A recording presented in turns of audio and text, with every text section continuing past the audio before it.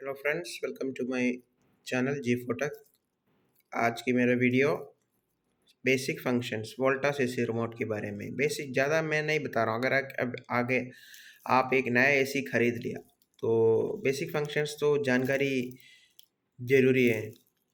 ये टर्म लिखा है, टर्म टर्म जो लिखा है टर्म, उसको आगे पीछे करने के लिए आपको ये करने के बाद अगर है ना तो इसको कूलिंग बढ़ सकता है। इसे कूलिंग बढ़ेंगे और ये कूलिंग कम हो जाएगा। और सबसे मेन बात है, आप सबसे बेस्ट है अगर बाहर 36-35 से ज़्यादा टेम्परेचर है तो 27 में रखिए। इसमें से आपका जो इलेक्ट्रिसिटी बहुत कम यूज़ करेंगे, बहुत कम यूज़ करेगा। अगर दूसरा वीडियो में मेरा बिल और सारा इलेक्ट्रिक चार्जेस के बारे में मैं वीडियो डाल दूंगा। अगर किसी को डाउट है तो कमेंट करिएगा। ये आपको पता है ऑन ऑफ बटन है, ये इको मोड है।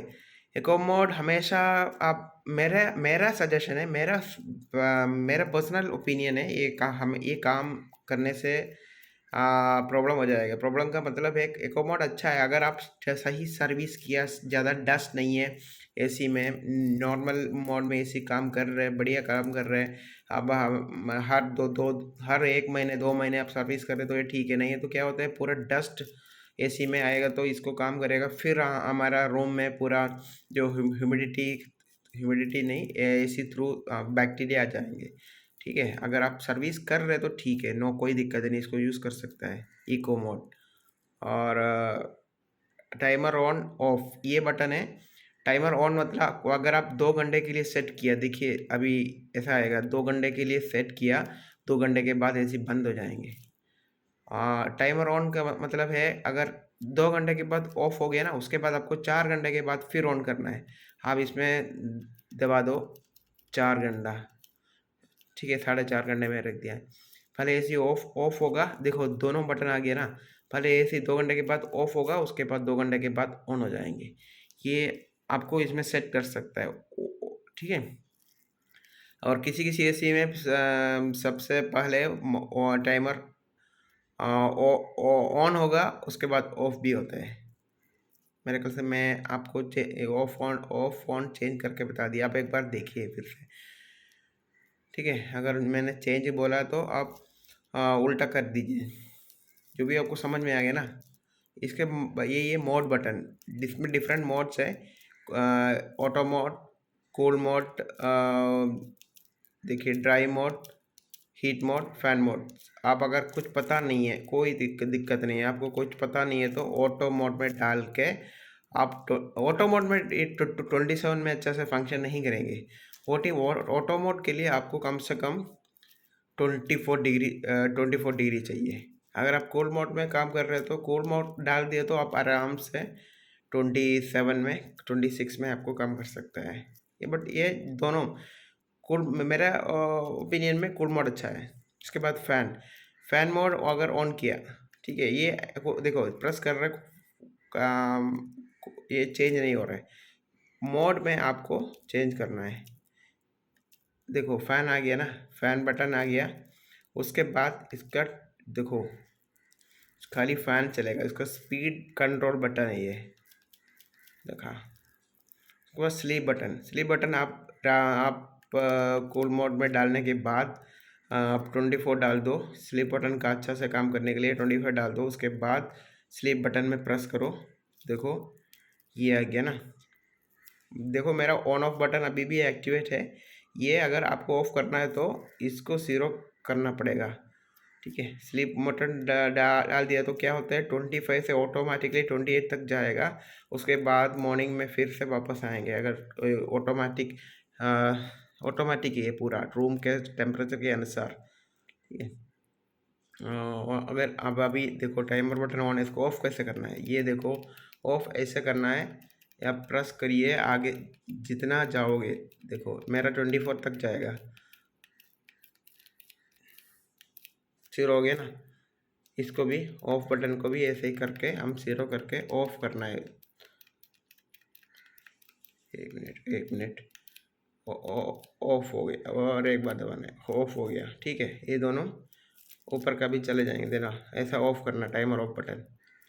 और स्लीप बटन में बता दिया, ये जो फ्लिप होता है ना, हवा हवा का जो मोशन आता है अंदर का बाहर का, ये इसको कंट्रोल करने के लिए ये अगर लॉन्ग होल्ड किया, लॉन्ग प्रेस किया तो अगर फ्लिप बहुत नीचे आएगा, बहुत नीचे तक ये नॉर्मली फ्लिप इतना ही आता है।